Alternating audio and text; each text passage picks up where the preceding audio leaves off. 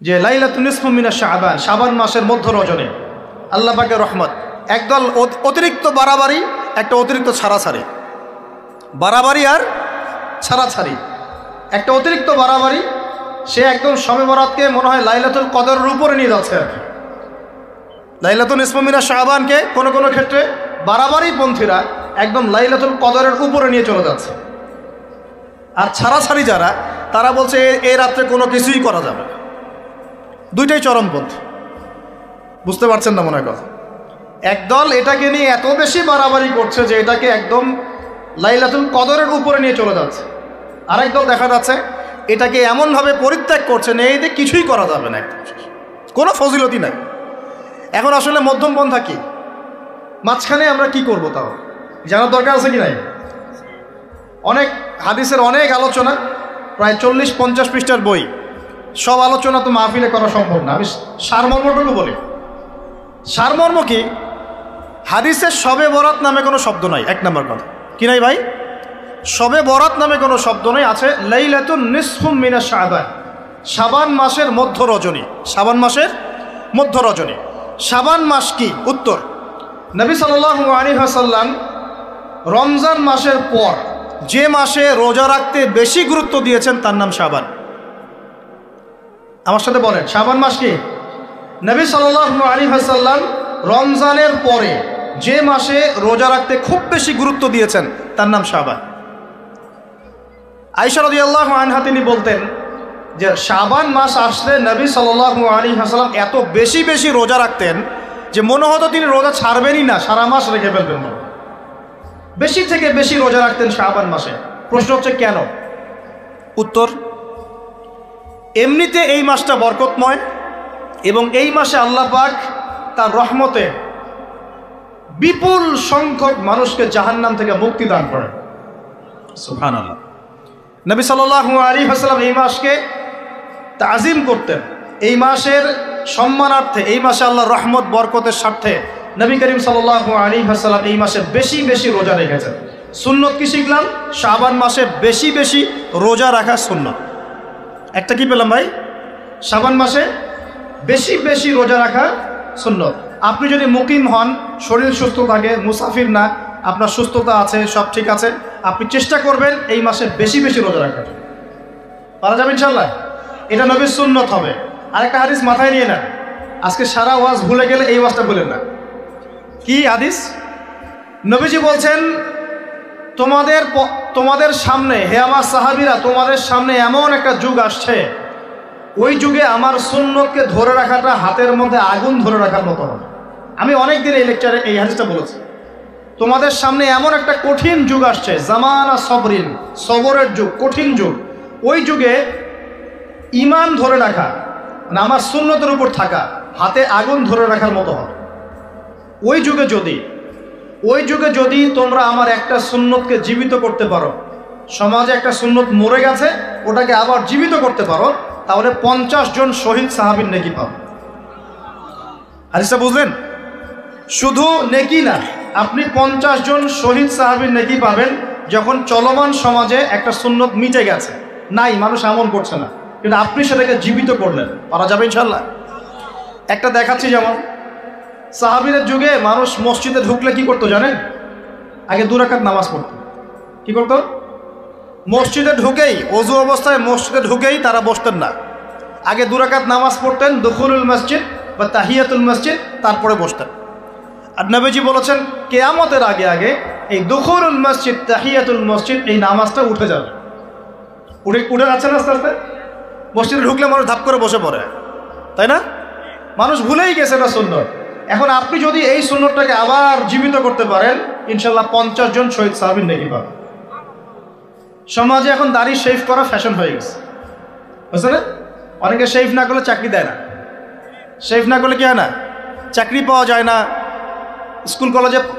স্কুলে তো না, কলেজে গিয়ে পড়তে গেলে ক্লাস করতে দেয় না। দাঁড়িয়ে আছে, যাও শেভ করে আসো, তাই বলে। এখন সমাজ চলছে উল্টা। এখন যদি আপনি নবীর সুন্নতকে আবার জীবিত করতে পারেন, 50 জন শহীদ সাহাবীর নেকি পাবেন। রাতে ঘুমানোর সময় একটা সুন্নত আছে, 33 বার সুবহানাল্লাহ, 33 বার আলহামদুলিল্লাহ, 34 বার কি আল্লাহু আকবার। বহু মানুষই পড়ে না। আপনি যদি পড়তে পারেন ইনশাআল্লাহ আল্লাহ পাক আপনাকে রেখে দেবেন। সমাজে বহু মানুষ চুল একদম এখন মেসি রোনাল্ডো কাট, তাই না? মেসি কাট আর রোনাল্ডো কাট। আর আমি সিলেট অঞ্চলে দেখে আসছি একদম লন্ডন কাট, দুই পাশ ছিলে মাঝখানে চুল, লন্ডন থেকে শিখে আসছি। এখন চুলেরও কিন্তু সুন্নত আছে, আছে কি নাই? দাড়ির যেমন সুন্নত আছে, চুলের সুন্নত নাই। একদম সামন পিছন সমান করতে পারেন, অথবা যদি চুল নাই থাকে তাহলে চুল মাথা মুন্ডন করেও রাখতে পারেন। অনেক সাহাবীর মাথা মুন্ডিত ছিল। আবার অথবা কানের লতি পর্যন্ত বা কাঁধ বাবড়ি রাখতে পারেন। এটা চুলের সুন্নত হলো কিনা? এখন সমাজের সব মানুষ এই সুন্নতটাকে ভুলে গেছে। আপনি সুন্নত মনে করে রেখেছেন, ইনশাল্লাহ আপনি নেকি পাবেন ইনশাআল্লাহ। এরকম অগণিত সুন্নত আছে, অগণিত, যেগুলো আমাদের সমাজ থেকে আস্তে আস্তে উঠে যাচ্ছে। আমি খুব দুঃখের সাথে বলছি, অনেক মসজিদে ফরজ নামাজ পড়ার পরে আমরা কি করি? একটা মোনাজাত করি, আল্লাহুম্মা আমিন বিরহমাতিকা ইয়া আরহামার রাহিম, ব্যাস উঠে চলে গেলাম, তাই না? উঠে চলে যায় না? তারপর স্যান্ডেল নিয়ে বাইরে চলে গেলাম। অথচ সালাম ফিরানোর পরে একবার বলতে হয় আল্লাহু আকবার, কি বলতে হয়? 3 বার বলতে হয় আস্তাগফিরুল্লাহ আস্তাগফিরুল্লাহ আস্তাগফিরুল্লাহ, বলতে হয় আল্লাহুম্মা আনতাস সালাম ওয়া মিনকাস সালাম তাবারাকতা ইয়া যাল জালালি ওয়াল ইকরাম। একবার পড়তে হয় আয়াতুল কুরসি, 33 বার সুবহানাল্লাহ, 33 বার আলহামদুলিল্লাহ, 33 বার আল্লাহু আকবার, তারপর কালিমা শাহাদা। এরপর সূরা ফালাক একবার, সূরা নাস একবার, ইখলাস একবার। আরো অনেক দোয়া আছে, আল্লাহুম্মা লা মানি লিমা আ'তাইত ওয়া লা মু'তি লিমা মানা'ত ওয়া লা ইয়ানফা'ু যাল জাদ্দি মিনকাল জাদ। পড়তে হয় আল্লাহুম্মা ইন্নী আউযু বিকা মিনাল হাম্মি ওয়াল হাযান ওয়াল আজজি ওয়াল কাসালি ওয়াল বুখলি ওয়াল জুবন ওয়া দালা'id দাইন ওয়া গালাবাতির রিজাল। পড়তে হয় আল্লাহুম্মা আ'ইন্নী আলা যিকরিকা ওয়া শুকরিকা ওয়া হুসনি ইবাদাতিক। আরো অনেক দোয়া আছে। দেখেন তো, মোনাজাত করেন, আমি তো না করছি না, আমি তর্ক করতে আসি না এখানে, এটা নিয়ে আমি ঝগড়া করতে আসি। কিন্তু এই সুন্নতটা যে উঠে গেল, মোনাজাতটা করে যে মসজিদ থেকে বের হয়ে চলে গেলেন, এই সুন্নতটার উপর আমল কে করবেন? সুন্নত উঠে গেল না? আপনি যদি বসে এখন সুন্নতটা প্রতিষ্ঠা করেন, 50 জন শহীদ সাহাবীর নেকি পাবেন ইনশাআল্লাহ। এগুলো তো গেল আমলিয়াত। সমাজ চলছে সুদের উপরে, আপনি যদি হালাল অর্থনীতি প্রবর্তন করতে পারেন তাহলে কত নেকি পাবেন? সমাজ চলছে জেনায়, আপনি এখন পর্দা প্রতিষ্ঠা করলেন, তাহলে কত নেকি পাবেন? সমাজে চলছে দুর্নীতি, আপনি এখন আমানতদারিতা ইনসাফ প্রতিষ্ঠা করলেন, কত নাকি পাবেন? সমাজে চলছে শয়তানি, সব শয়তানি, কি চলছে? শয়তানি। এখন আপনি আল্লাহ রাব্বুল আলামিনের ওহী প্রতিষ্ঠা করলেন, কত নাকি পাবেন? নিঃসন্দেহে আর অনেক বেশি নাকি পাবেন। আল্লাহ পাক আমাদেরকে সেই লক্ষ্যে কাজ করার তৌফিক দান করুন। প্রিয় ভাইরা, যে কথা বলতে গিয়ে এখানে আসলাম, এক বাড়াবাড়ি এই মাসে নবীজি বেশি বেশি রোজা রাখেন। তাহলে আমরা কি করবো এই মাসে ভাই? 1 নম্বর কাজ, বেশি বেশি রোজা রাখার চেষ্টা করবো ইনশাআল্লাহ, আল্লাহ তৌফিক দান করবেন। এবার আরেকটা পয়েন্ট বলি, সামনে রমাদান মাস। রমজান মাস আসলে আমরা মাশাআল্লাহ পরিপূর্ণ মুসলিম হওয়ার চেষ্টা করি, কিন্তু সারা বছর এটা ধরে রাখতে পারি না। রমজান মাসে যে নামাজ পড়ে না সেও মসজিদে যায়, দেখা যায় যে জুমার নামাজও পড়ে না, ও তারাবির নামাজ পড়তে যায় কি না? ওই দিন গিয়ে বলে এসি দেন, ইমাম সাহেব এসি অন করেন, তাই না? সারা বছর তো আসে নাই। ওই দিন গিয়ে ইমাম সাহেব এসি বন্ধ কেন? এই মুয়াজ্জিন সাহেব ফ্যান দেন। তখন ওখানে গিয়ে মানে কি বলবো, হ্যাঁ মাতব্বরি ঘরে আর কি। যাক, তারপরেও যে মসজিদে আসছে আমরা দোয়া করি আল্লাহ হেদায়েত দান করুন। আমরা তো কাউকে পিছনে ফিরাই দিব না, দিব? এখন রমজান মাস আসলে আমরা মাশাআল্লাহ রোজা রাখি, মানুষকে ইফতার করাই, দান সদকা করি, আমরা যাকাত দেই, তারাবি পড়ি, কোরআন তেলাওয়াত করি, আমরা মাশাআল্লাহ অনেক আমল করি। এই আমলগুলো কি একবারে ধাপাস করে ধরে ফেলা সম্ভব না? একটা আস্তে আস্তে ট্রেনিং প্রসেস লাগে। একটা ফ্যান চালু করলে ফ্যানটা কি শুরুতেই ধাপাস করে ঘুরতে শুরু করবে, নাকি আস্তে স্লোলি সে মোমেন্টাম ধরবে? কোনটা? আস্তে আস্তে সে গতি পাবে না, ধীরে ধীরে গতি পাবে। ঠিক শাবান মাসে এত বেশি রোজা রাখা, ইবাদত করার অর্থ কি? যাতে রমজান মাসে আপনি পরিপূর্ণ ইবাদত করতে পারেন। বুঝতে পারছেন কথা? রমজানে গিয়ে তো শুরুতেই সব ইবাদত ধরে ফেলা সম্ভব হবে না। মনে করেন আগামীকাল পহেলা রমজান, আজকে থেকে আপনি সব ইবাদত একসাথে করতে পারবেন? তখন গিয়ে আপনি বেগ পেতে হবে। কিন্তু একটা মাস আগে থেকে যদি ট্রেনিং নেন, ইনশাআল্লাহ রমজান মাসে ইজি হয়ে যাবে। এটা একটা কারণ নবী সাল্লাল্লাহু আলাইহি ওয়াসাল্লাম শাবান মাসে বেশি বেশি রোজা রাখতেন, আমল করতেন। আল্লাহ পাক আমাদের সবাইকে শাবান মাসে বেশি বেশি আমল করার তৌফিক দান, যাতে রমজান মাসে গিয়ে আমরা সুবিধা পাই, রমজান মাসের হকটা আদায় করতে পারি। এবার এই মাসে নবী সাল্লাল্লাহু আলাইহি ওয়াসাল্লাম কি বলেছেন একটা হাদিস থেকে আগে বুঝি। এই হাদিসটা সহ অনেক হাদিসে এই একই রকম কথা এসেছে এবং এই হাদিসটা বিশুদ্ধ। এটাকে অস্বীকার করলে হাদিস অস্বীকারী হয়ে যাবে। বাড়াবাড়ি গ্রুপ, ছাড়াছাড়ি গ্রুপ, উভয়ের জন্যই নসিহত। নবী সাল্লাল্লাহু আলাইহি ওয়াসাল্লাম বলেছেন, ইন্নাল্লাহা তাআলা, নিশ্চয় আল্লাহ রাব্বুল আলামিন, লা ইয়াত্তালিউ ফি লাইলাতিন নিসফি মিন শাবান, শাবান মাসের মধ্য রজনীতে আল্লাহ রাব্বুল আলামিন তার রহমতের দৃষ্টি প্রশস্ত করেন। সুবহানাল্লাহ। আল্লাহ পাক শবে বরাত মানে আমরা যেটা বুঝি প্রচলিত অর্থে, লাইলাতুন নিসফি মিন শাবান, শাবান মাসের মধ্য রজনী, যে 15 শাবানের এই যে রজনী, এই রাতে আল্লাহ রাব্বুল আলামিন তার সৃষ্টির দিকে তার রহমতের দৃষ্টিটা প্রশস্ত করে দেখেন, প্রশস্ত করেন। এবং ওয়াগফিরু লিজামিই খালকিহি, আল্লাহ পাক তার সমস্ত সৃষ্টিকে মাফ করে দেন। আল্লাহ পাক কি করেন? তার সমস্ত সৃষ্টিকে কি করেন? মাফ করে দেন। কথাটা ভালো করে বোঝেন।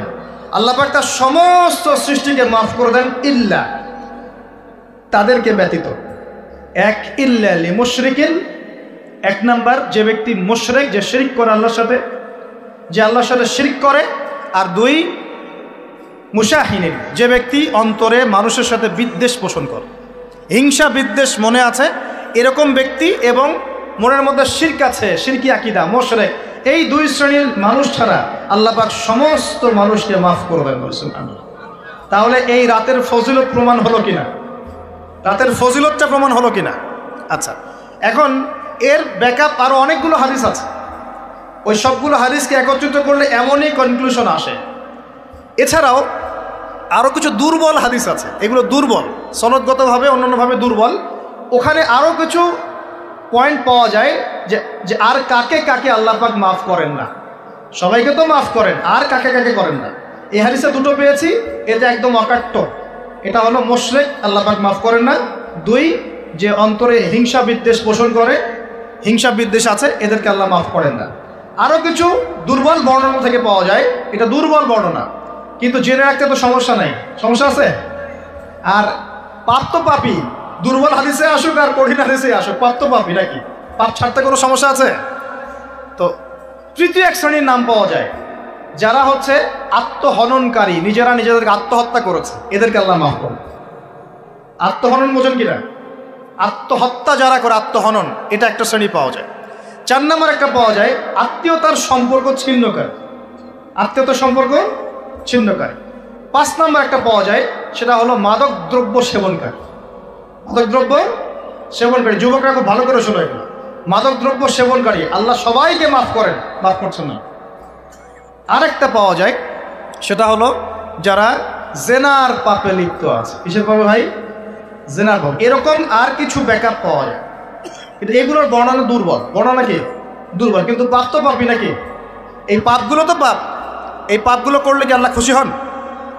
অকাট্য সহি থেকে পাওয়া যায় এই দুইটা, মুশরিক এবং মুশাহিদ, যারা শিরক করে, অন্তরে বিদ্বেষ পোষণ করে, আল্লাহ পাক এদেরকে মাফ করে।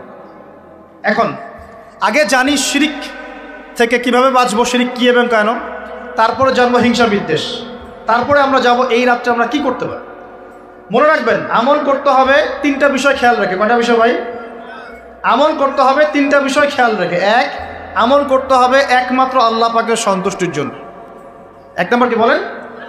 এক, আল্লাহর সন্তুষ্টির জন্য, কারো সন্তুষ্টির জন্য না, কারো জন্য না, শুধু কার জন্য? দলিল হচ্ছে ইন্নাস সালাতি ওয়া নুসুকি ওয়া মাহইয়ায়া ওয়া মামাতি লিল্লাহি রাব্বিল আলামিন ফাসাল্লি লিরাব্বিকা ওয়ানহার। 2, আমল হতে হবে একমাত্র নবী সাল্লাল্লাহু আলাইহি ওয়াসাল্লামের সুন্নত মোতাবেক। কার সুন্নত মোতাবেক? নবী এবং সাহাবীদের সুন্নতের সাথে মেলে না, সেই আমল করা যাবে না। নবী এবং সাহাবীদের সুন্নতের সাথে মেলে না, সেই আমল করা যাবে না। 3 নাম, আমলটা যত সুন্দরী মনে হোক, আমলটা যত সুন্দরী মনে হোক আর যত মানুষই করুক, যত মজাদার মনে হোক না কেন, নবী করেন নাই, সাহাবীদের থেকে প্রমাণ নাই, আমল করব না। করলে বেদাত হয়ে যাবে। কি হবে?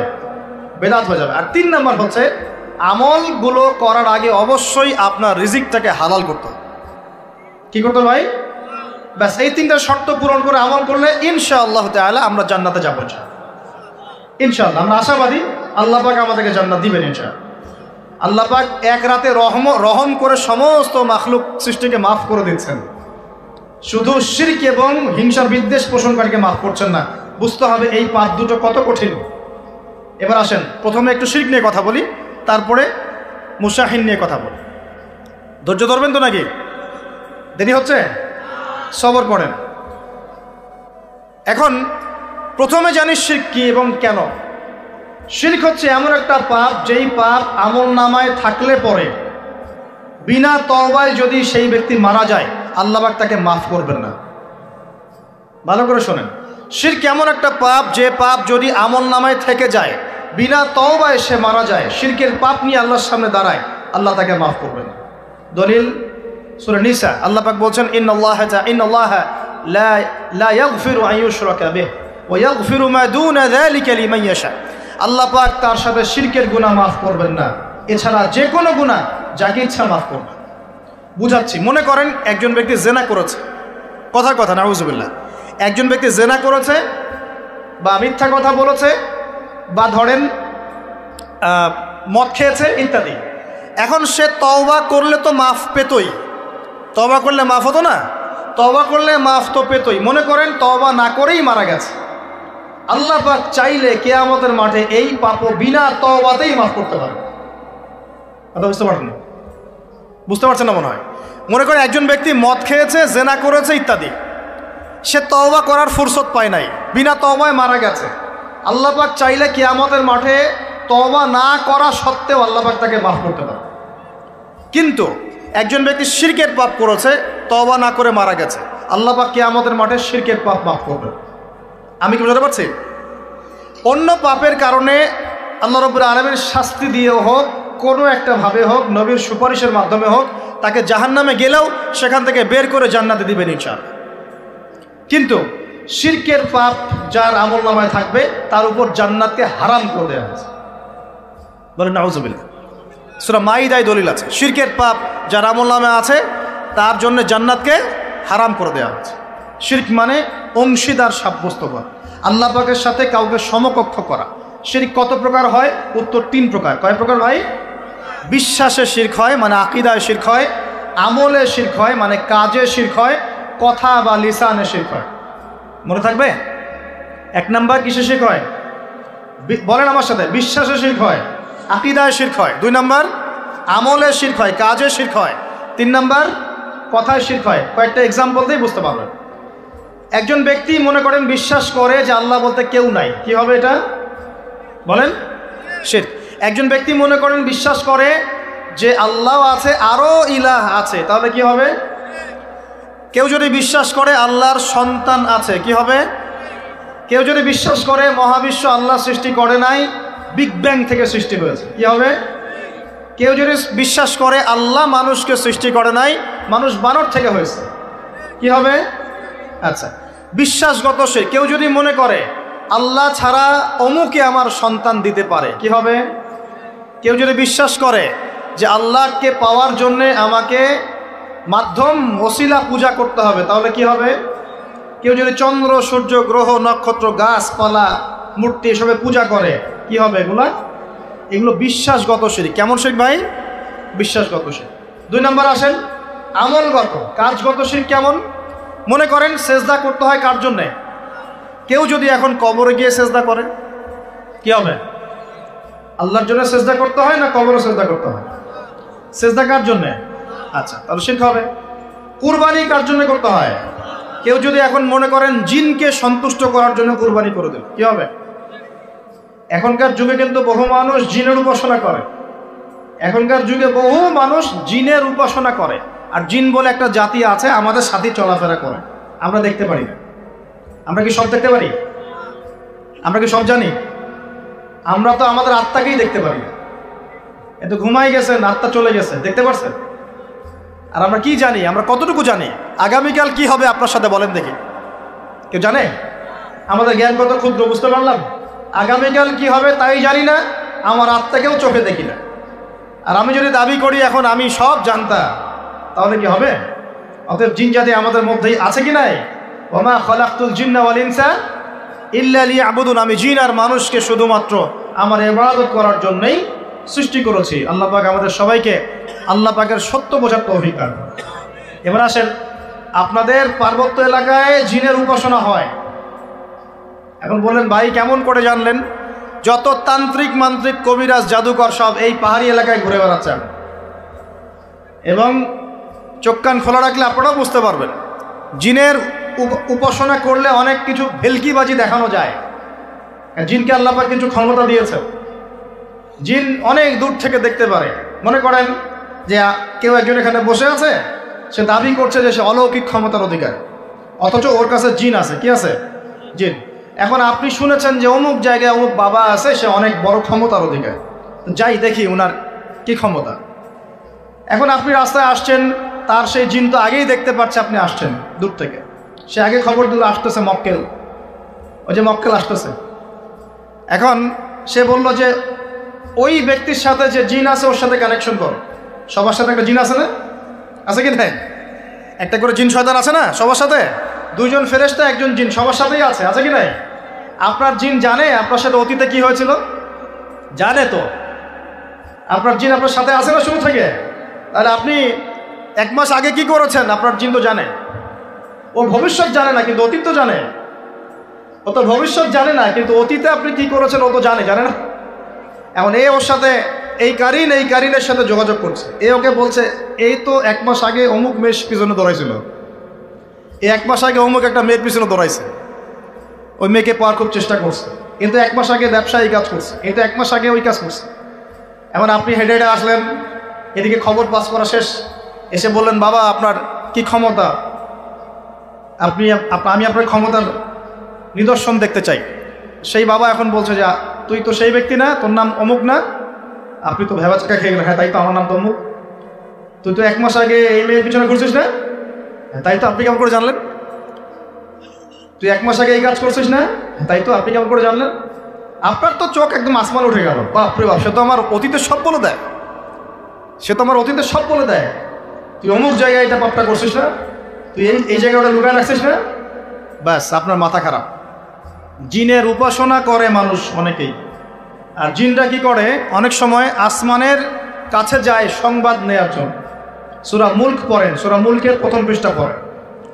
আল্লাহ পাক ওদেরকে তাড়ানোর জন্যে আসমানের মধ্যে এই উল্কাপিণ্ড নক্ষত্র নিক্ষেপ করেন।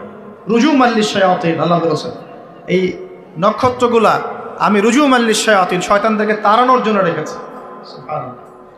পৃথিবীতে অনেক কিছুই ঘটে, আমরা খালি চোখে বুঝতে পারি না। এখন কেউ যদি জিনের উপাসনা করে, জিনকে সন্তুষ্ট করার জন্যে এই কুরবানি করে, তাহলে কি শিরক হবে কি না? সেজদা কার জন্যে? অন্য কারোর জন্য করলে কি হবে? কুরবানি কার জন্যে? অন্য কারোর জন্য করলে কি হবে? কার নামে কসম করতে হয়? যদি অন্য কারো নামে কসম করি, এই যে এখন বাপের নামে কসম, মায়ের নামে কসম করেন কেন? কসম করা যাবে না এভাবে। মান হালাফা বিগাইরি ইসমিল্লাহি ফাকাদ কাফার, কেউ যদি আল্লাহ ছাড়া অন্য কারো নামে কসম করে সে কুফরি করবে। যদি কসম করতেই হয় আপনাকে আল্লাহরই কসম করতে হবে। যদি কসম করতে হয় কার কসম করবেন? আর আল্লাহর কসম করে কি মিথ্যা বলতে পারবেন? মিথ্যা বললে তখন কাফারা দেওয়া লাগবে। আচ্ছা, কাফারা কি? সবচেয়ে সহজ কাফারা হচ্ছে 3টা রোজা রাখা। কয়টা রোজা? 3টা। আসেন আমরা যাই। এখন কসম করব আল্লাহর জন্যে, দোয়া করেন কার কাছে? দোয়া কার জন্যে? এখন যদি অন্য কারোর কাছে দোয়া করা শুরু করি, সন্তানকে দিবে, অন্য কারোর কাছে চাওয়া শুরু করি। মনে করেন আপনার রোগ ব্যাধি দেওয়ার ভালো করার মালিককে, যদি এখন আপনি একটা আংটি পরে মনে করেন এই আংটি আপনার রোগ ভালো করবে, কি হবে? শিরক হবে কি না? এরকম অগণিত কাজের শিরক আমরা করছি। আল্লাহ পাক আমাদের শিরক থেকে বাঁচান। আর ভবিষ্যতের মালিককে, সময়ের মালিককে, ভবিষ্যৎ কে জানে? রাস্তায় টিয়া পাখি দেখে ভাগ্য পরীক্ষা করছে, ও কি ভবিষ্যৎ বলতে পারবে? যদি ওখানে গিয়ে হাত দেখান শিরক হবে না? রাশিফল দেখা যায়, রাশিফল কি? রাশিফল আজকে তোমার দিনটা কেমন যাবে, কালকে তোমার দিনটা কেমন যাবে, আছে না? তো এগুলো বিশ্বাস করলে কি হবে? এবং পদে পদে শিরকে নিমজ্জিত আছে। এগুলো তো গেল আমলগত শিরক, আরও অনেক শিরক আছে। আমাদের কথার মধ্যেও শিরক হয়। কিসের মধ্যে? কথার মধ্যে। যেমন আমরা বলি ডাক্তার ভালো ছিল, না হলে রোগীকে বাঁচানো যেত না, বলি কি না? অনেকে বলি না, শিরক হবে। কেউ যদি বলে যে ড্রাইভারটা ভালো ছিল, না হলে গাড়ি নির্ঘাত অ্যাক্সিডেন্ট করতো, কি হলো কথায়? আরেকটা বিষয় আছে, আমরা অনেক সময় ইবাদত করি মানুষকে দেখানোর জন্য, সবাই বড় দানবীর বলবে, আমাকে নামাজি বলবে, এটাও কি? এটাও শিরক। কথার মধ্যে আর অনেক শিরক করি। সার্বভৌম ক্ষমতার মালিককে, তাবারাকাল্লাযী বিয়াদিহিল মুলক, সার্বভৌম ক্ষমতার মালিককে। আর আমরা যদি মনে করি আমরাই সার্বভৌম ক্ষমতার মালিক, কি হবে? শিরক হবে না? এরকম প্রচুর শিরকে আমরা নিমজ্জিত আছি। সবচেয়ে বড় যে শিরকটা এখনকার বিশ্বে চলছে সেটা হলো আল্লাহ পাকের হালালকে আমরা হারাম করে নিচ্ছি, আল্লাহর হারামকে হালাল করে নিচ্ছি। করছে কি না? বুঝতে পারছেন না মনে হয়। মাদক দ্রব্য কি হালাল না হারাম? আমরা অনেক সময় হালাল করে নিয়েছি, তাই নাই? জেনা হারাম না হালাল? আমরা এখন জেনাকে প্রমোট করছি, উস্কে দিচ্ছি। সমকামিতা হালাল না হারাম? এই সমকামিতার ব্যাধি ছড়িয়ে পড়েছে এখন সমাজের রন্ধ্রে রন্ধ্রে, পড়েছে না? এদেরকে আল্লাহ পাক এমন শাস্তি দিবেন যে শাস্তি আল্লাহ পাক কুল কায়নাতে কাউকে দেন নাই। কেমন শাস্তি দিবেন? কওমে লূতকে আল্লাহ রাব্বুল আলামিন মাটি থেকে উপরে উঠিয়ে আকাশ থেকে পাথর বর্ষণ করে থেতলে দিয়ে আবার মাটিতে দাফন করে দিয়েছে কওমে লূতকে। আল্লাহু আকবার। এই শাস্তি অপেক্ষা করছে এদের জন্য। সুদ হালাল না হারাম? আমরা কি এটাকে জায়েজ করে নিচ্ছি কিনা, খাচ্ছে কিনা? এই বিশ্বের সবচেয়ে বড় একটা সমস্যা চলছে, আল্লাহ পাকের হারামকে আমরা হালাল করছি, হালালকে হারাম করি। এটাও শিরক। এখন আল্লাহ পাক যে বলছেন সবাইকে মাফ করে দিবেন, আল্লাহ পাক শিরক যে করে তাকে মাফ করবেন না। এখন বলেন কত % মানুষ মাফ পাবে? এই পাপগুলো কত মানুষ করছে? সবাই করছে না? মোটামুটি সবাই মোটামুটি শিরক করছে। আমরা আল্লাহ পাক আমরা সবাইকে শিরকের পাপ থেকে বাঁচিয়ে রাখুন। এর পাশে একটা শিরক আছে রিয়া বা গোপন শিরক, লোক দেখানো আমল, এটাও গোপন শিরক। আর এক শ্রেণী। আচ্ছা, এখানে একটা কথা বলে রাখি, এই শিরকগুলো থেকে বেঁচে থাকলে কি হবে? শিরক থেকে বেঁচে থাকলে আপনার আমল নামায় যদি আসমান জমিন সমান গোনাও থাকে, আল্লাহ পাক সমস্ত গোনা মাফ করে দিবেন ইনশাআল্লাহ। মনে করেন একজন ব্যক্তির আমল নামায় জেনা, সুদ, ঘুষ, হাবি জাবি দুনিয়ার পাপ দিয়ে ভর্তি, কিন্তু কোনো একটা কারণে বা কোনো একভাবে তার আমল নামায় শিরকের কোনো গোনা নাই, শিরক করে নাই, ইনশাআল্লাহু তাআলা কোনো না কোনো ওসিলায় হলেও আল্লাহ পাক তাকে কিয়ামতের মাঠে মাফ করে দিবেন ইনশাআল্লাহ। একটা হাদিস বললেই যথেষ্ট হবে, তারপরে সামনে যাব। রাসূল সাল্লাল্লাহু আলাইহি ওয়াসাল্লামকে আল্লাহ পাক মেরাজের রাতে ওয়াদা করেছেন। কোন রাতে ভাই? মেরাজের রাতে ওয়াদা করেছেন, হে মুহাম্মদ সাল্লাল্লাহু আলাইহি ওয়াসাল্লাম, তোমার উম্মতের মধ্যে যে কোনো ব্যক্তি যত বড়ই পাপ করুক না কেন, আসমান জমিনের সমানও যদি পাপ করে আমার সামনে দাঁড়ায়, কিন্তু তার আমল নামায় শিরকের পাপ নাই, আমি আল্লাহ তার সামনে আসমান জমিন সমান ক্ষমা নিয়ে হাজির হব, মানে সে মাফ পেয়ে যাবে ইনশাআল্লাহ। অতএব শিরক মুক্ত আমল করতে পারলে ইনশাআল্লাহ এই নিসফু মিনা শাবান, লাইলাতুন নিসফি মিনা শাবান, এই শবে বরাত যেটা আপনারা বলছেন, এই রাতে আল্লাহ পাকের ক্ষমা আমরা পেয়ে যাব ইনশাআল্লাহ। শিরক মুক্ত আমল করতে পারলেই ক্ষমা হবে ইনশাআল্লাহ। আল্লাহ পাক আমাদের সবাইকে শিরক থেকে বেঁচে থাকার তৌফিক দান করুন। এই শিরক সম্পর্কে বিস্তারিত জানার জন্য শিরক কি ও কেন, কিতাব ও তাওহীদ, তারপরে কোরআন সুন্নাহর আলোকে ইসলামী আকীদা, এই বইগুলো পড়াশোনা করেন, ইনশাআল্লাহ জানতে পারবেন। আর এক শ্রেণী মানুষকে আল্লাহ পাক মাফ করবেন না। এরা কারা? মুশাহিন। মুশাহিন মানে কি? যারা একে অপরের সাথে হিংসা বিদ্বেষ পোষণ করে। এখন বলেন দেখি, হিংসা বিদ্বেষ পোষণ করেন এমন মানুষ আছে এখন? বলেন দেখি। রাজনৈতিক অঙ্গনে একজন আরেকজনের সাথে হিংসা করছে কিনা? সামাজিক নেতৃত্ব নিয়ে একজন আরেকজনের সাথে হিংসা করছে কিনা? পরিবারের মধ্যেও একজন আরেকজনের সাথে হিংসা করছে কিনা? ভাই একজন আরেকজনের সাথে হিংসা করছে কিনা? আলেম একজন আরেকজনের সাথে হিংসা করছে কিনা? করছে না? বক্তা একজন আরেকজনের সাথে হিংসা করে কিনা? ধর্ম থেকে শুরু করে বিশ্ব রাজনীতি পর্যন্ত হিংসার দাবানলে এখন পুরো বিশ্বের মানুষ জ্বলে পুরো শেষ হয়ে যাচ্ছে, হচ্ছে না? মহিলা হিংসা করে কিনা? সতীনে হিংসা করে কিনা? সতীন বোঝেন কিনা? বিয়েই তো করেন নাই, সতীন বুঝবেন কি? সতীন কি জিনিস? দুই বউ, এক বউ আরেকবার কি হয়? সতীনে হিংসা করে কিনা? আয়েশা রাদিয়াল্লাহু আনহার বাসায়, মানে ঘরে নবী সাল্লাল্লাহু আলাইহি ওয়াসাল্লাম বসে আছেন, ঢুকেছেন, আর অন্য একজন স্ত্রীর ঘর থেকে একটা খাবার আসতে পারে না? ভালোবেসে মহব্বত করে হাদিয়া দিয়েছেন। আয়েশা রাদিয়াল্লাহু আনহা যখন দেখলেন তার ঘরের মধ্যে খাবার পাঠিয়েছে অন্য একজন স্ত্রী, পুরো থালাটাকে মাথার উপর নিয়ে থাবাস করে ভেঙে ফেলে দিলেন। তো রাসূলুল্লাহ সাল্লাল্লাহু আলাইহি ওয়াসাল্লাম মুচকি মুচকি হাসছেন, আর উপস্থিত হয়তো আরও দু একজন ছিলেন, তাদেরকে বলছেন তোমাদের মা রাগ করেছে। তিনি নিজেই হাতে সেগুলো তুললেন, সব ভাঙাচোরা পিসগুলো নিজে তুললেন, তুলে রেখে দিয়ে ভালো থালা বাটিগুলো হাদিয়া পাঠালেন ওই স্ত্রীর ঘরে যে ঘর থেকে খাবার এসেছে। এইভাবে ডিল করতে হয় আর কি। রাসূল সাল্লাল্লাহু আলাইহি ওয়াসাল্লাম তখন রাগ হন নাই, কেন এই কাজ করলাম, কেন এই কাজ করলাম। আরেকদিন আয়েশা রাদিয়াল্লাহু আনহা একটা কথা বলে ফেলেছেন। নবী সাল্লাল্লাহু আলাইহি ওয়াসাল্লাম তার কোন এক স্ত্রীর কাছ থেকে এসেছেন। আয়েশা রাদিয়াল্লাহু আনহা বলছেন, আপনি তার সাথে আপনি তার কথা কিভাবে স্মরণ করেন? সে তো একটু খাটো, এরকম একটা কথা বলেছেন, সে তো একটু খাটো, একটু বেটে।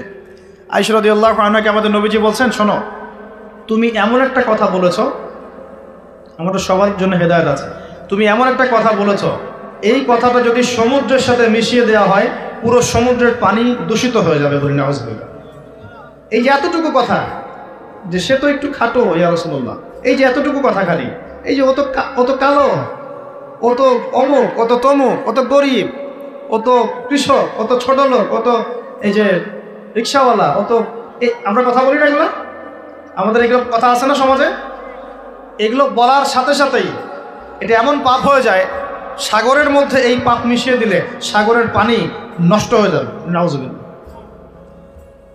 এরকম হিংসা বিদ্বেষ মনে থাকলে তাজকিয়া পাওয়া যায় না। তাজকিয়া মানে আত্মশুদ্ধি। তো এখানে এটা স্বভাব সুলভ মানুষের মধ্যে এসে যায়, আসে কি না? আসে না? এই সবে লাইলাতুন নিসফু মিনাশ শাবানের হাদিসগুলোর মধ্যে একটা হাদিসে আসছে, সনদের কথা আমি বলছি না, আমি প্রসঙ্গটা বলছি, যে আয়েশা রাদিয়াল্লাহু আনহা বলছেন, আমি ঘুম থেকে উঠে দেখি রাসূল সাল্লাল্লাহু আলাইহি ওয়াসাল্লাম নামাজ পড়ছেন। কি পড়ছেন? নামাজ, তার ঘরে নামাজ পড়ছেন। নামাজে এত লম্বা সেজদা করছেন যে আমার কাছে মনে হলো নবী মনে হয় ইন্তেকাল করেছেন। নাউযুবিল্লাহ। তারপরে আমি তাকে তার বুড়ো আঙ্গুল ধরে নাড়া দিলাম। নবী সাল্লাল্লাহু আলাইহি ওয়াসাল্লাম তাড়াতাড়ি নামাজ শেষ করলেন, শেষ করে বললেন, আজকের রাত এমন একটা রাত, এই রাতে আল্লাহ রাব্বুল আলামিন তার অসংখ্য বান্দাকে মাফ করে দেন। এরপর তিনি আবার ঘুমিয়ে গেলেন। আয়েশা রাদিয়াল্লাহু আনহা এবার উঠে বলছেন, আমি দেখলাম যে নবী সাল্লাল্লাহু আলাইহি ওয়াসাল্লাম আমার ঘরে নাই। তখন তিনি বলছেন, আমার মনের মধ্যে তখন ওই ফিলিংস আসলো যেটা মেয়েদের মধ্যে স্বভাব সুলভ চলে আসে। আমি মনে করলাম যে রাসূলুল্লাহ সাল্লাল্লাহু আলাইহি ওয়াসাল্লাম কি অন্য কোনো স্ত্রীর ঘরে চলে গেলেন আমাকে ছেড়ে। তখন আমি চাদর মুড়ি দিয়ে তাকে পিছু নেওয়া শুরু করলাম। পিছে পিছে গিয়ে দেখলাম রাসূল সাল্লাল্লাহু আলাইহি ওয়াসাল্লাম ওই জান্নাতুল বাকি বলি না আমরা, বাকিয়ে গারকাত, মদিনায় মসজিদ নববীর পাশে কবরস্থান আছে না, ওই কবরস্থানে নবী সাল্লাল্লাহু আলাইহি ওয়াসাল্লাম দাঁড়িয়ে মাইয়েতের জন্য দোয়া করছেন। সুবহানাল্লাহ। আয়েশা রাদিয়াল্লাহু আনহা গিয়ে দাঁড়ালেন। নবীজি বললেন, তুমি কি মনে করছো আমি তোমার সাথে প্রতারণা করছি? আমি তোমার হক নষ্ট করব? বরং আজকের রাতে আল্লাহ রাব্বুল আলামিন অগণিত মানুষকে মাফ করে দেন বলে। সুবহানাল্লাহ। এই হাদিসগুলো এসেছে শবে বরাত প্রসঙ্গে। এখানেও দেখেন আয়েশা রাদিয়াল্লাহু আনহা কিন্তু একটু জেলাসি ফিল করেছেন যে আমার ঘর থেকে আবার অন্য স্ত্রী ঘরে চলে গেল কিনা। এগুলো স্বভাব সুলভ, এগুলো আসতে পারে, এগুলো মানুষের মধ্যে কি আসতে পারে, কিন্তু বিদ্বেষ পোষণ করে একে অপরের ক্ষতি করে দেওয়া, এই কাজগুলো যারা করবে আল্লাহ পাক এই রাতে ওদেরকে মাফ করবেন না। এখন আমাদের জন্য আগে নসিহত দুইটা। এই রাত্রের ফজিলত পেতে হলে নসিহত আগে দুইটা। এক, আমাদের আকীদা আমলে কোনো শিরক থাকা যাবে না। বলি আমিন। আল্লাহ কবুল করুন। আমাদের আকীদা এবং আমলে কোনো প্রকার শিরক রাখা যাবে না। দুই, আমরা মনের মধ্যে কোনো ভাইয়ের প্রতি হিংসা বিদ্বেষ রাখবো না। রাখবো ইনশাল্লাহ? রাখবো না। আমরা কোনো ভাইয়ের প্রতি হিংসা বিদ্বেষ পোষণ করবো না ইনশাল্লাহ। একটা হাদিস বললেই আপনি বুঝে ফেলবেন, তারপর আমি সামনে যাচ্ছি, এরপরে আমি আস্তে আস্তে ফিনিশিং দেবো ইনশাল্লাহ।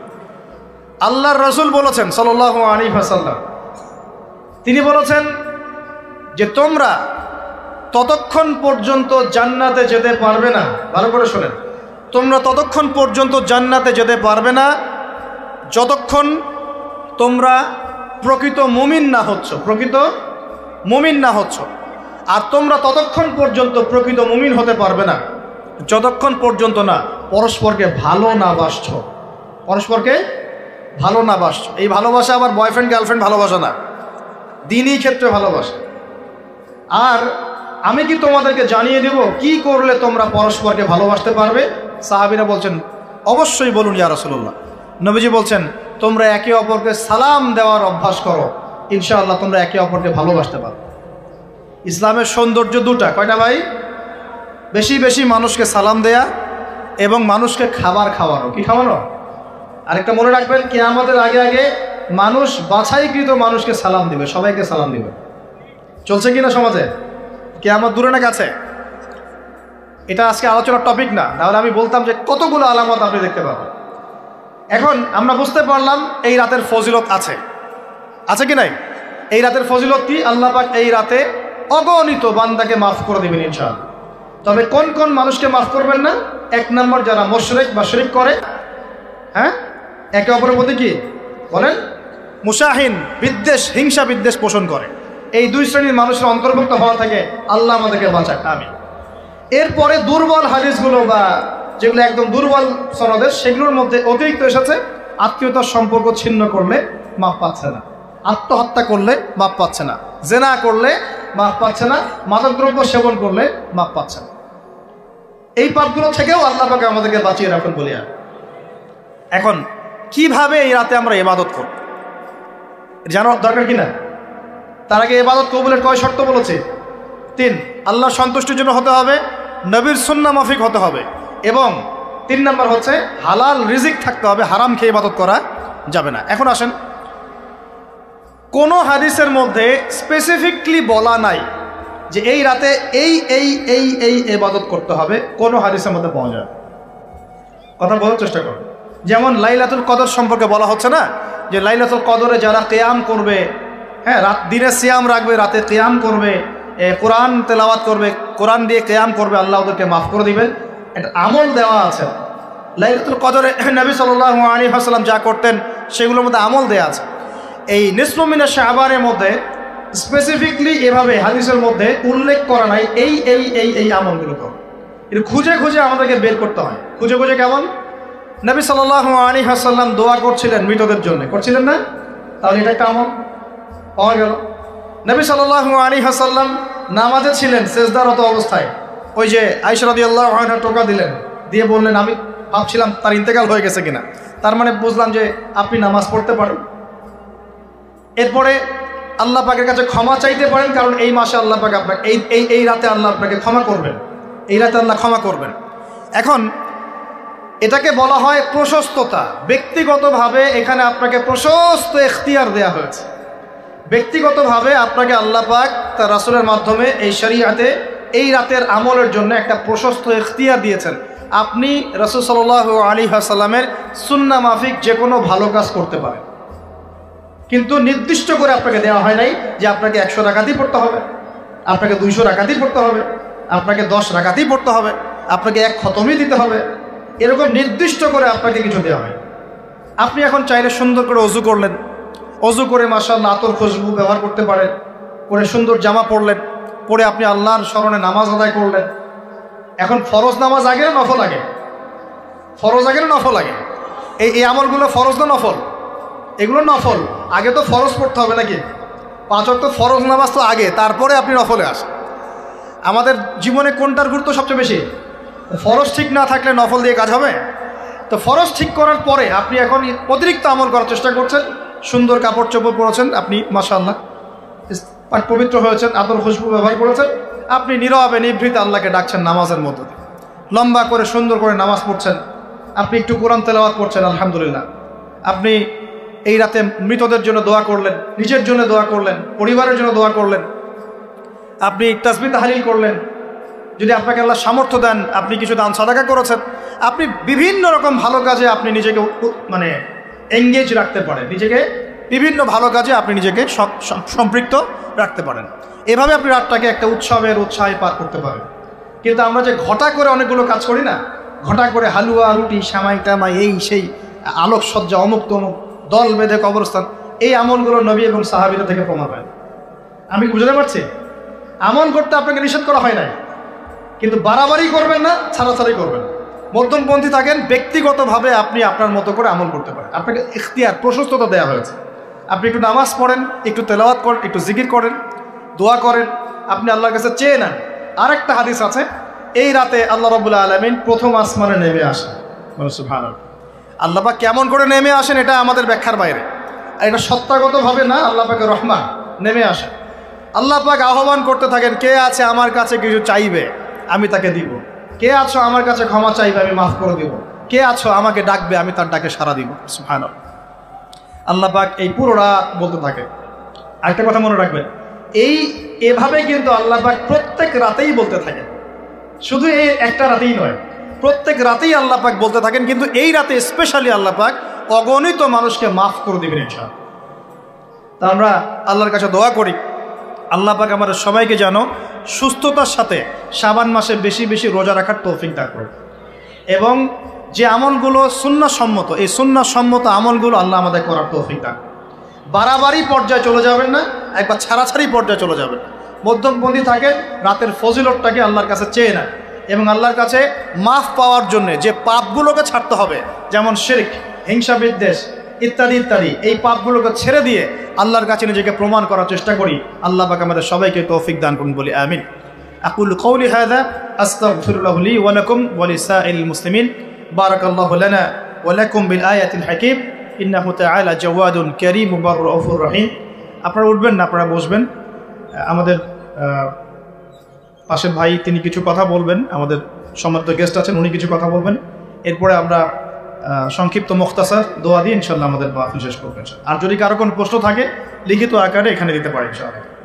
আমরা দোয়া করি আল্লাহ পাক আমাদের সবাইকে যেন যা শুনলাম এটা বুঝে আমল করার তৌফিক এনায়েত করেন, সকলেই বলি আমিন।